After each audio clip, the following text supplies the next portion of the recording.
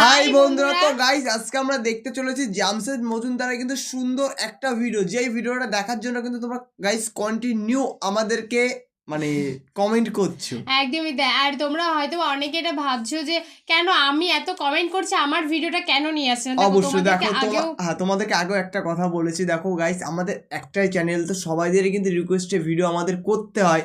তো অবশ্যই গাইস, তো তার জন্য কিছুদিন লেট হয়ে গেল, তোমরা কিছু মনে করো না। মানে পরপর দিয়ে থাকি। তো চলো সবার প্রথমে আজকের ভিডিও টাইটেলটা আমরা দেখি। অবশ্যই গাইস। তো বলছে যুবক হৃদয়টারে মেরে ফেলিও না। মানে কতটা ইমোশনাল আজকের ভিডিওটি হতে চলেছে তোমরা টাইটেল শুনে বুঝতে পেরেছো। আর জামশেদ মজুমদারের ভিডিও মানেই গাইস সত্যি এতটা ইমোশনাল, মানে কোনো কথাই হবে না। আর উনি এত সুন্দরভাবে না মাইফিলে এত সুন্দরভাবে সবাইদেরকে বোঝায়, যেগুলো গাইস মানে ছোট বাচ্চারাও কিন্তু বুঝতে পারে একদম। আর আজকের ভিডিওটা কিন্তু জেনারেশন ওয়াইজ, মানে একদম আমাদের বয়সী যত ছেলেপেলে আছে তাদেরকে, মানে তাদের জন্য কিন্তু ভিডিওটা, তো অবশ্যই স্কিপ না করে পুরো ভিডিওটা দেখো। আর আমাদের মেইন ভিডিও ডেসক্রিপশন বক্সে চলে আসবে, প্লিজ গাইস তোমরা ওখান থেকে চেক আউট করে নিও। তো চলো গাইস, বেশি দেরি না করে আজকের ভিডিওটি দেখা যাক। অনুরোধ করে যুবক, প্লিজ যুবক, হৃদয়টাকে মেরে ফেলিও না। তুমি দেখো না, তোমার বয়স 22, 10 বছর বয়সে মা বলেছে স্কুলে যা, মাদ্রাসা যা, মানুষ হবি, ভবিষ্যৎ ভালো হবে। তুমি শোনোনি, ক্রিকেট, ফুটবল, সিনেমা, নাটক, কোথায় বিয়ে, কোথায় গায়ে হলুদ, গান বাজনা বাজিয়ে তোমার জীবন কাটাই দিছো। যুবক দেখো, 22 বছর বয়সে তুমি মূর্খ। তোমার পাশের বন্ধু পাইলট স্কুলে পড়ে, হ্যাঁ 10টা টিউশনি পড়ায়, 30,000 টাকাও কামায়। হ্যাঁ, তুমি যাকে বিয়ের প্রস্তাব দিচ্ছ কেউ রাজি নাই, ওর জন্য 5টা ঘর আসে, ওর মা বলছে এখনো ছোট, আরো পড়াশোনা করুক, আর তুমি বিয়ের জন্য হন্য হয়ে খুঁজতেছো। রিক্সাওয়ালা তোমাকে মেয়ে দিতে রাজি। তুমি দেখো 10 বছর 15 বছর বয়সে যদি মায়ের ওই কথা মেনে নিতা, তাহলে তুমি আজকে উপকৃত থাকতাম। আমি জামশেদ মজুমদার 27 বছর বয়সে এসে তোমাকে বলছি তুমি গান বাজনা ছেড়ে দাও। ইনশাআল্লাহ 60 বছর পরে মারা গেলে, 30 বছর পরে মারা গেলে, 70 বছর পরে মারা গেলে ওই উপকৃত হবা। আর তা না হলে এই গান বাজনার সাথে তুমি তোমাকে ধ্বংস করে দিচ্ছ। যেদিন নিঃশ্বাস বন্ধ হয়ে যাবে সেদিন হলেও বুঝবা। বুঝতে তোমাকে হবেই, জমিনের উপরে বোঝো অথবা জমিনের নিচে বোঝো, বুঝবে তুমি হবে। শোনো, আল্লাহ কোনো কিছু বলেছে আর তুমি বুঝবা না, আহা পার পাওয়া যাবে না। তবে তোমাকে বলি, যা করেছো করেছো, যা গান বাজনা শুনেছো, এবার আল্লাহকে ভয় করে সব ছেড়ে ইস্তেগফার করো, বলো আল্লাহ আমাকে ক্ষমা করেন, আমার এই 2 কানে গলিত সীসা ঢালিয়েন না ইয়া আল্লাহ। ছিলাম কিন্তু আমি উপলব্ধি করতে পারিনি, আল্লাহ আজকে আমি উপলব্ধি করছি। আল্লাহ আমি আর কখনো বাদ্যযন্ত্র দিয়ে নিজেকে আনন্দিত করব না। এই হারাম যা আপনাকে রাগান্বিত করে, আমি আর কোনোদিন এই হারাম দিয়ে নিজেকে আনন্দিত করব না। আমি অনুরোধ করব, চিটাগং শহরে থাকি, বেশি দিন হয় না, তবে কারো বিয়ে হলে আর 2 দিনও ঘুম হয় না, এত পরিমাণ গান বাজনা বাজায়, আল্লাহি হৃদয় ভেঙে যায়।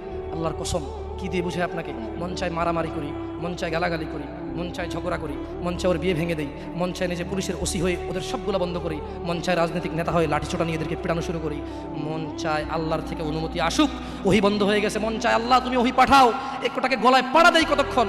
মন চায় নিজেকে যদি অনেক জ্ঞানী, অনেক কিছু হতাম, কোথাও গিয়ে যদি বলতাম গান বন্ধ করো, যদি বন্ধ করে দিত, যদি এমন কিছু হতাম, কত কিছু যে মন চায়। তোমার বিবাহ তুমি রামশ্যাম যদুমধুর মতো করে ফেলেছো।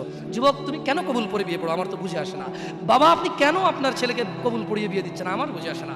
ভাই আপনি কেন আপনার মেয়েকে কবুল পড়িয়ে বিয়ে দিচ্ছেন, আমার বুঝে আসে না। আপনার মেয়ে হলুদ কাপড় পরে, মাথার মধ্যে খোপা দেয়, 3 জনে এসে দুধ খাওয়ায়, 4 জনে কোলে নিয়ে নেয়, 6 জনে গান বাজায়, 10 জনে এসে হলুদ মাখে, শুধু বুঝি মৌলবি দিয়ে কবুল পড়ালে বুঝি মুসলিমের বিয়ে হয়। শুনুন, আপনার নবী মুহাম্মদুর রাসূলুল্লাহ সাল্লাল্লাহু আলাইহি ওয়াসাল্লাম কবুলের পদ্ধতি দিয়ে গেছেন, তাই কবুল পড়ায় মুসলমানের বিয়ে মনে করেন না। কিন্তু বাকি যেগুলো করেন এগুলো কার পদ্ধতি? কার? মিথ্যা কথা বলবেন না। হুজুর ডেকে খুতবা পড়ে কবুল পড়ে বিয়ে কার পদ্ধতি? আল্লাহ নবীর। এই গান কার পদ্ধতি? কেন করতেছেন?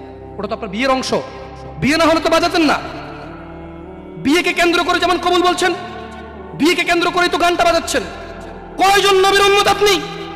আপনার নবীর নাম কি? আই এম আস্কিং ইউ, আপনার নবীর নাম কি? আমার নবীর নাম মুহাম্মদ রাসূলুল্লাহ সাল্লাল্লাহু আলাইহি ওয়াসাল্লাম। Who is the messenger of Allah for you? আপনার জন্য আল্লাহর নবী কে? কোন নবীর সুন্নাত পালন করলেন গান বাজিয়ে? আপনার জন্য আমার বিল্ডিংটা ভেঙে পড়বে, বলে রাখি ছাড়বো না। আল্লাহ তুমি আমার ভাইদেরকে হিদায়াত দাও ইয়া আল্লাহ, ছাড়বো না। এই যে ভূমিকম্প হলো আপনার গান বাজনা বাজানোর কারণে। মুহাম্মদ সাল্লাল্লাহু আলাইহি ওয়াসাল্লাম কি মিথ্যা কথা বলে? ঠিক। কারা কারা হাত তোলেন তো যে মুহাম্মদ সাল্লাল্লাহু আলাইহি ওয়াসাল্লাম জানে না, মুহাম্মদ সাল্লাল্লাহু আলাইহি ওয়াসাল্লাম জানে না, এরকম কারা কারা স্বীকার করে? আল্লাহ নবী বলেছে যখন বাদ্যযন্ত্র বেড়ে যাবে, গায়িকারা সম্মুখে এসে নাচবে, তুমি অপেক্ষা করো, পাহাড়গুলো কেঁপে উঠবে, পৃথিবীটা নড়ে উঠবে। জালজালা ইযা যুলজিলাতিল আরদু জিলজালাহা, যখন পৃথিবী প্রবল কম্পনে প্রকম্পিত হবে।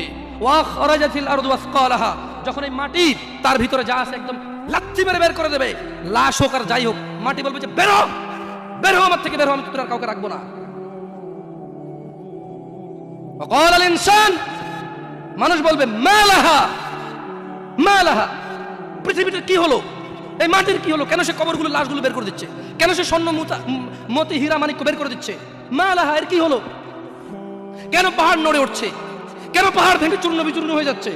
মানুষ বলবে মালাহা, পৃথিবীর কি হলো, বিআন্না রাব্বাকা আওহালাহা, পৃথিবী এটা করবে, বিআন্না রাব্বাক, কারণ তোমার প্রতিপালক আওহালাহা পৃথিবীকে আদেশ করেছে। আপনি গান শোনেন, আমি শুনি না, আপনি গান বাজান, আমি বাজাই না, যখন চিটাগং নড়ে উঠলো ভূমিকম্পে, আপনার বাড়ির সাথে আমার বাড়িটা উঠছে। বন্ধ করেন এই জুলুম আমাদের উপর, আল্লাহর দিকে তাকিয়ে বন্ধ করেন, আল্লাহর দিকে তাকিয়ে বন্ধ করেন। আপনার বাড়িটা যদি ভেঙে ফেলার ইচ্ছা, বুলডোজার ভেঙে ফেলেন, কেউ ধরবে, কেউ জিজ্ঞেস করবে আপনাকে? আপনি গান বাজনা শুনে ভাবে পৃথিবীতে বিপর্যয় নিয়ে আসতেছেন। ইত্তাকিল্লাহ হাক্কা তুকাতিহ, আল্লাহকে ভয় করেন যেভাবে ভয় করা উচিত। ইয়া শাবাব, আহলুল মুনাফিক, নামধারী কিছু মুসলমান, এদের ফাঁদে পা দিও না। তারা চায় তোমরা নেশায় মত্ত হয়ে তোমরা তোমাদের জীবনটাকে জাহান্নামে উজাড় করে দাও। তারা চায় তোমরা শয়তানের ফাঁদে পা দিয়ে তোমরা আল্লাহ দ্রোহিতা এবং রাসূল দ্রোহিতায় মেতে ওঠো, অথচ আল্লাহ চায় তোমরা সফলতার দিকে আসো, আল্লাহ চায় তোমরা আল্লাহর ক্ষমার দিকে আসো, তোমরা সফল হও, আল্লাহ চায়। আল্লাহ সুবহানাহু ওয়া তাআলা বলেন, ইয়া আইয়ুহাল্লাযীনা আমানু ইন্নামাল খামরু ওয়াল মাইসির ওয়াল আনসাব ওয়াল আজলাম রিজসুম মিন আমালিশ শাইতান ফাজতানিবুহু লাআল্লাকুম তুফলিহুন। হে তোমরা যারা ঈমান এনেছো, মদ, জুয়া, মূর্তি পূজার ব্যাধি ও ভাগ্য নির্ণয় গণকের কাছে যাওয়া শিরক, গণকের কাছে যাওয়া শিরক। ভাগ্য নির্ণয় করার শর্ত কেবল ঘৃণার বস্তু, শয়তানের কাজ, কাজেই তোমরা সেগুলো বর্জন করো। ফাজতানিবু, কাজেই তোমরা সেগুলো বর্জন করো। ইয়া শাবাব, হে মানুষ, তোমরা মদ, জুয়া, গান বাজনা, ভাগ্য নির্ণয় করে এরকম জিনিস থেকে বেঁচে থাকো। আল্লাহ বলছেন যে রিজসুম মিন আমালিশ শায়তান, এগুলো শয়তানের কাজ, এগুলো ইবলিসের কাজ। ফাজতানিবু, আল্লাহ বলছে হে আমার বান্দারা, ফাজতানিবু, এগুলো থেকে বেঁচে থাকো। কেন? লাআল্লাকুম তুফলিহুন, যাতে তোমরা জিতে যাও, যাতে তোমরা সফল হও, যাতে তোমরা জান্নাতি হও, যাতে তোমরা ভয়াবহ আগুন থেকে বেঁচে যাও। জাহান্নামের আগুন কি? নাযাআতাল লিশশাওয়া, চামড়া খসে দেবে, এটা হচ্ছে জাহান্নামের আগুন। অর্জন করো। জাহান্নামের আগুন থেকে বাঁচার দরকার আছে না নাই? এইভাবে এলোমেলো চলাফেরায় শুক্রবারের নামাজে গিয়ে বাকিও সব বাদ দিয়ে নামাজও পড়বো, শুধু খাবো। আরে বাস্তবতা এমন, এখনকার ঘুষখোররা বলে যে শুনেন 3 লাখের নিচে হবে না, আপনাকে বুঝতে পারতেছি না, জোরের টাইম চলে যাচ্ছে, দিলে দিন না দিলে যাই নামাজ যাই। বড় আশ্চর্য, বড় আশ্চর্য। আরে ভাই, নামাজ আল্লাহর সাথে অপরাধ, ক্ষমাকারী কে? জানা আল্লাহর সাথে অপরাধ, ক্ষমাকারী কে? মদ পান আল্লাহর সাথে অপরাধ, ক্ষমাকারী কে? কিন্তু যার থেকে ঘুষ নিছেন, এটা কি আল্লাহর হোক না মানুষের হোক? ক্ষমাকারী কে? মানুষ, আল্লাহ না। আল্লাহ ক্ষমা করবে না, আল্লাহ নিজের উপর হারাম করে দিয়েছে এটা। আপনি যদি বলেন যে আমি 3 দিন ভাত খাবো না, পারবেন? এই ওয়াদার উপর থাকতে পারবেন? নাকি খিদের জ্বালা খেতেই হবে? আল্লাহ এতটাই ক্ষমতাবান, তিনি যদি বলেন যে আমি এটা করবো না, তিনি এটা না করে থাকতে পারেন। অনেকে বলে যে আল্লাহ চাইলে পুরুষেরটাকে মহিলা বানাইতে পারবে। আমরা বলি যে আল্লাহ চাইলে সবই পারবে, কিন্তু আল্লাহ এখানে বলেছে যে আমি চাইবই না এটা। আর আল্লাহ এত ক্ষমতাবান, আমি এটা করবো না বলে পৃথিবীর কেউ জোর করে ওনাকে করাইতে পারবে না। আমরা কথা বুঝতে পারছেন? এই জন্য মানুষের হক যে নিচ্ছেন আপনারা, আল্লাহ ক্ষমা করবে না। তো প্রশ্ন, আল্লাহ এত ক্ষমতাবান, আল্লাহ ক্ষমার মালিক না আল্লাহ? আল্লাহ এই ক্ষমতাটা তার বান্দাকে ভালোবেসে দিয়ে দিছে। হ্যাঁ বান্দা নে, তোকে দিয়ে দিলাম ইখতিয়ার, আমি আল্লাহ মিথ্যা কথা বলি না। তোর হক যে খাবে, তুই মাফ করলে সে মাফ পাবে, আমি মাফ করবো না। আমি দাখিলি দিব না জায়গায়, কি করবে না? আমি না কি করলাম না। লা ইলাহা ইল্লাল্লাহ, সুবহানাহু, তিনি পবিত্র। তো তারা চায় তোমরা মদ, জুয়া, নেশায় ব্যতিব্যস্ত হয়ে থাকো। নামধারী মুসলিমরা চায়, মুনাফিকরা চায় এটা। কাফেরদের দোষ দিয়ে লাভ নাই, 90% মুসলমানদের দেশ, আপনারাই তো বলেন। তা কাফের কি করে? এখানে মদের আড্ডার মালিক মুসলমান, এখানে গানের আড্ডার মালিক মুসলমান, এখানে ডিস কেবলের মালিক মুসলমান, এখানে মানুষ মারে মুসলমানের কথা, এখানে মানুষ বাঁচায় মুসলমানের কথা, এখানে দুজনে যায় উঠা নিয়ে চলে আসে কাউকে মুসলমানের কথায়, মুসলমানের বাড়ির নিচে মসজিদ, মুসলমানের দোকানের উপরে মসজিদ, মুসলমানের ঘরের পাশে মসজিদ, মুসলমান নামাজ আসে না, কাফের দোষ দিবেন কিভাবে আপনি? সবই তো মুসলমান। তো এরা কি মুসলমান না মুনাফিক? এরা মিথ্যাবাদী। কি আপনারা মনে কষ্ট নিচ্ছেন যে আমাদেরকে গালি দিয়ে গেল? ওয়াল্লাহি ওয়াল্লাহি ভুল বুঝিয়েন না। আমি এই কথাগুলো বলে বোঝাতে চাচ্ছি, আপনি যে নামাজ পড়েন না এটা ছাড়া বিকল্প নাই। আমি বলি না যে আপনি খারাপ জাহান্নামে চলে যাবেন, না। আপনার মালিক কে? তিনি যদি আপনাকে জান্নাত দেয় ক্ষমা করে, কেউ ঠেকাইতে পারবে? কিন্তু মনে রাখবেন, তিনি মিথ্যা কথা বলেন না। তিনি বলে দিয়েছে তিনি কাদেরকে জান্নাত দেবে। উনি পৃথিবী পরিচালনা করেন একটা নিয়ম শৃঙ্খলায়। কিভাবে? একটা নিয়ম শৃঙ্খলায়। বুঝে আসছে না, আসে নাকি? যাই হোক, ইবনে আব্বাস রাদিয়াল্লাহু আনহুমার বর্ণনায় রাসূল সাল্লাল্লাহু আলাইহি সাল্লাম বলেন, আল্লাহ তাআলা মদ, জুয়া, তবলা, সারেঙ্গি হারাম করেছেন। তিনি আরও বলেন, নেশাগ্রস্ত করে এমন প্রত্যেক বস্তু হারাম। মুসনাদে আহমেদ ও আবু দাউদ এসেছে। এছাড়াও বহু প্রমাণ ও নির্ভরযোগ্য হাদিস রয়েছে যাতে গান, বাদ্যযন্ত্র হারাম ও নাজায়েজ বলা হয়েছে। এই ব্যাপারে বিশেষ সতর্কবাণী রয়েছে ও কঠিন শাস্তির ঘোষণা করা হয়েছে। রাসূলুল্লাহ সাল্লাল্লাহু আলাইহি সাল্লাম বলেছেন, আমার উম্মতের মধ্যে এমন সম্প্রদায় হবে যারা জানা, ব্যভিচার, রেশমি কাপড় ব্যবহার, মদ, পান ও গান, বাদ্যকে হালাল করবে। আপনি আপনি আপনি খেয়াল করে দেখেন, আল্লাহ নবী ভবিষ্যৎবাণী দিয়ে গেছে যে আমার উম্মতের মধ্যে এমন কিছু লোক বের হবে যারা দাঁড়িয়ে থাকবে, 60 বছর বয়স হবে, মসজিদের সভাপতি হবে, স্কুলের সভাপতি হবে, অথবা কোনো পতি হইল না, কারো পতি হইল না, এমনি মানুষ ভিক্ষা করে হলো বিয়ে করে গান বাজার ব্যবস্থা করবে। ভিক্ষা করে হলো গান বাজার কি করবে? ব্যবস্থা করবে। না নাহলে তাকে বিয়ে হচ্ছে না, নাহলে কি হচ্ছে না? বিয়ে হচ্ছে না। ওয়াল্লাহি যত পোলা তার বিয়েতে গান বাজা, বাবা জীবিত, এই বাবা দায়ী। যদি ওই বাবা বিয়েতে উপস্থিত থাকে, বাবা ছেলেকে ডাইরেক্ট বলবে, শোনো, তোমার যৌবন আছে, তোমার ইনকাম আছে, তোমার ক্ষমতা, তুমি গান বাজনা বাজাবা। আমি বাবাকে আল্লাহ ক্ষমতা দিছে, আল্লাহকে আমি রাজি থাকবো না, তোমার বিয়ে হবে না। মেয়েকে বলবেন, তোর বিয়ে হবে না, তুই গায়ে হলুদে যাবি মানে? আমি খালি এখান থেকে সরে যাই আর বলবো যে এইটা আমি বিয়েতে থাকবো না, এই বিয়ে হারাম, গান বাজনা বাজতেছে, গায়ে হলুদ হচ্ছে, আমি বিয়েতে থাকবো না, এটা আল্লাহ আমার পাওয়ার দিচ্ছে। তুই মক্কার ইমামে যদি বিয়ে পড়াস আর আমি না রাজি না থাকি, তোর বিয়ে হারাম। বুঝে আসছে না, আসে নাই? পোলাই যদি মাইয়ে যদি নিজের পাওয়ার ইস্তেমাল করে, আপনিও নিজের পাওয়ার ইস্তেমাল করে হচ্ছে। বলেন যে কি পাওয়ার দেখাস রে আমার সাথে, আমি তোর বাপ, কি পাওয়ার দেখাস তুই? তুই আমাকে জাহান্নামে নিয়ে যাবি? নো, ফেরাউন পারেনি, নমরুদ পারেনি, আবু জাহেল পারেনি, আবু লাহাব পারেনি। তুই আমার জন্মের ছেলে, তুই এমন কাজ করবি আমাকে জাহান্নামে নিয়ে যাবি? না, আমি তোর সাথে একমত না, এই কাজে আমি নাই। এই কাজে আমি বলতে পারবেন? বলতে পারবেন? দেখুন, বলতে পারেন আর না পারেন, এখানে স্বীকৃতি দেন আর না দেন, বলা উচিত। যাই হোক, রাসূলুল্লাহ সাল্লাল্লাহু আলাইহি সাল্লাম বলেন, যে ব্যক্তি দুনিয়াতে মদ পান করবে যে ব্যক্তি দুনিয়াতে মদ পান করবে ও তওবা করবে না, সে আখিরাতে তা থেকে বঞ্চিত থাকবে। দেখুন দিনী ভাইয়েরা, জিনা ব্যভিচার এত পরিমাণ বেড়েছে। হে মুসলমান, হে মানুষ, মুনাফিকের ফাঁদে পা দিও না। তারা চায় তোমরা বেহায়াপনা, নির্লজ্জতা, নোংরামো, অশ্লীল চরিত্রকে আপন করে নাও, যা তোমাদের দুনিয়া ও আখিরাতকে সম্পূর্ণ ধ্বংস করে দিবে, যা তোমার নিজের ও তোমার ভবিষ্যৎ প্রজন্মের দুনিয়া ও আখিরাত অন্ধকার করে দেবে। এই ব্যাপারে আল্লাহ সুবহানাহু ওয়া তাআলা সূরা আল ইসরা বলছেন, ওয়ালা তাকরাবুজ জিনা, তোমরা জানার কাছেও যেও না, ইন্নাহু কানা ফাহিশাতাও ওয়া সাআ সাবিলা, নিশ্চয়ই এই জানা ব্যভিচার, নিশ্চয়ই এই জানা ব্যভিচার, নিশ্চয়ই এই জানা ব্যভিচার অশ্লীল, অশ্লীল, অশ্লীল, অশ্লীল, নিকৃষ্ট, নিকৃষ্ট, নিকৃষ্ট আচরণ। রাসূলুল্লাহ সাল্লাল্লাহু আলাইহি সাল্লাম বলেন, জানাকারী ব্যক্তি যখন সে জানা করে ওই সময় তার ঈমান থাকে না। চোর যখন চুরি করে ওই সময় সে মুমিন থাকে না। মদখোর, নেশাগ্রস্ত লোক যখন সে নেশা করে ওই সময় তার ঈমান থাকে না। চিন্তা করে দেখেন তো, মদ খাওয়া অবস্থা মারা গেলে কি হয়ে মরলেন বলেন তো? যতই হজ করেন কি হয়ে মরলেন? হজ করতে কে বলছে? আল্লাহ। হজ করতে কে বলছে? মুহাম্মদ সাল্লাল্লাহু আলাইহি সাল্লাম। নামাজ পড়তে কে বলছে? আল্লাহ। নামাজ পড়তে কে বলছে? মুহাম্মদ সাল্লাল্লাহু আলাইহি সাল্লাম। ওই একই মুহাম্মদ সাল্লাল্লাহু আলাইহি সাল্লাম বলছে, চোর চুরি করার সময়, মদখোর মদ খাওয়ার সময়, জানাকারী ব্যক্তি যতক্ষণ ওই মহিলার সাথে থাকে এর ঈমান কি? বলেন কতদিন বাঁচবেন? কে আছেন বলতে পারেন? আবারও পাইলাম না। আমি ভাবছি এতক্ষণ ওয়াজ শোনার পর একটু সাহস হবে, বলবো যে আমি এতদিন বাঁচবো। তো যে জানা করতে গেলেন তার মানে গ্যারান্টি আছে যে যা জানাটা না করে চলে আসবো, তারপরে মরবো তওবা করে, না? এরকমই তো কিছু নাকি? আল্লাহ আমাদেরকে বুঝার তৌফিক দান করুন। দেখুন দিনী ভাইয়েরা, আল্লাহ সুবহানাহু ওয়া তাআলা বলছে যে নিশ্চয়ই তোমাদের ধন সম্পদ ও তোমাদের ছেলে সন্তান তোমাদের জন্য পরীক্ষা এবং তোমাদের শত্রু। কিছু কিছু ক্ষেত্রে ছেলে সন্তান আর ধন সম্পদ কি শত্রু। যে এই ছেলের জন্যই তো রেপ করে আসছে, আপনি বলছেন যে না আমার ছেলে নির্দোষ, 5 লাখ টাকা উকিলকে দিয়েছেন, 10 লাখ টাকা অমুককে দিয়েছেন, 3 লাখ টাকা অমুককে দিয়ে একটা মেয়ের জীবন নষ্ট হয়ে গেল, আপনি পরোয়াই করেননি। কার জন্য এটা করেছেন বলেন তো? আপনার নিজের জানা করার কারণ নাকি ছেলে? নিজের জন্য না ছেলের জন্য? হ্যাঁ, তো বলেন এই ছেলে কি শত্রু না মিত্র? এই ছেলে এই যে আপনি একটা অন্যায়কে সাপোর্ট করে গেলেন, যদি আল্লাহ আপনাকে জিজ্ঞেস করে আপনার বাচ্চা আছে, এই অন্যায়টা আপনি কার জন্য করছেন? কার জন্য? তাহলে এই ছেলেকে শত্রু না বন্ধু?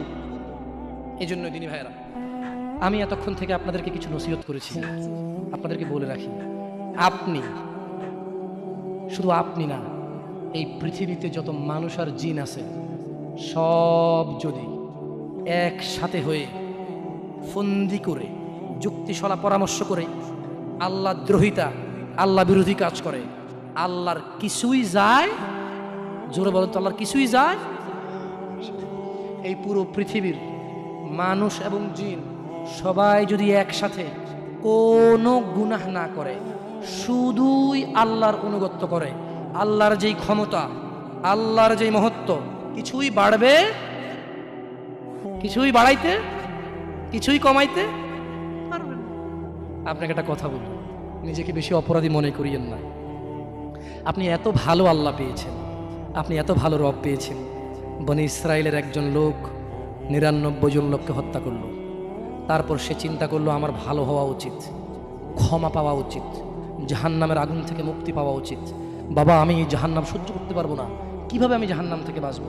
তখন সে একজন জ্ঞানী লোকের খোঁজ নিল এবং জিজ্ঞেস করলো যে আমার কি ক্ষমা হবে? ওই লোকে বললো যে না না, তোমার তো ক্ষমা হবে না। একবারে তারেও মেরে কতজন পূর্ণ করলো? কিন্তু তার হৃদয়ে যন্ত্রণা কমেনি। ওই যে একটা যন্ত্রণা, কি কাজ করলে আমি ক্ষমা পেয়ে যাব, কি এমন কাজ করলে আমি আল্লাহর আযাব থেকে রক্ষা পাবো। সে আল্লাহকে প্রচন্ড ভয় পাচ্ছিল। অ্যাট দ্য সেম টাইম সে সিদ্ধান্ত নিয়েছিল যে সে আর হত্যাই করবে না, সে ভালো হয়ে যাবে, অন্যায় করবে না, সে অন্যায় করবে না। কিন্তু তার ভালো হওয়ার জন্য একটা গ্যারান্টি লাগবে যে কে আছে এমন যে আমাকে বলবে কি করলে আমাকে আল্লাহ ক্ষমা করে দেবে। ওই লোকটা যখন মারা যায়, আল্লাহ তাকে জান্নাত দিয়েছে। কেন? সে ভালো হওয়ার ইচ্ছা পোষণ করেছে। আপনিও ভালো হওয়ার ইচ্ছা পোষণ করেন, করবেন তো ইনশাআল্লাহ। আর ভালো কখন হতে হবে? কালকে? কালকে কখন থেকে ভালো হতে হবে? না বিয়ের পরে। ভালো কখন থেকে হতে হবে? না চাকরির পরে। ভালো কখন থেকে হতে হবে? একটু দাঁড়িয়ে পাকার পরে, নাকি এখন থেকে? একটু নিজেকে প্রশ্ন করিয়েন, যখন বলবেন কালকে থেকে ভালো হয়ে যাব, মহা অন্যায় কথা। মানে আপনি নিশ্চিত গ্যারান্টি দিয়েছেন আপনি কালকে পর্যন্ত বাঁচবেন। এটা কত জঘন্যতম কথা না? আল্লাহ আমাদেরকে বোঝার তৌফিক দান করুন দিনী ভাইরা। একটা হাদিসে কুদসি শুনি চলে যাবেন ইনশাআল্লাহ তাআলা। বক্তা এসে গেছেন মাশাআল্লাহ আলাইহি। আল্লাহ ইয়াহফাযহু ওয়া ইয়াহফাযকুম। আল্লাহ সুবহানাহু ওয়া তাআলা ফেরেশতাদেরকে ডেকে বললেন, কাকে কাকে ডেকে বললেন? ফেরেশতাকে, যে হে ফেরেশতারা, আমার কোনো বান্দা সে যদি গুনাহ করার ইচ্ছা করে, কি করার ইচ্ছা? তুমি লেখিও না।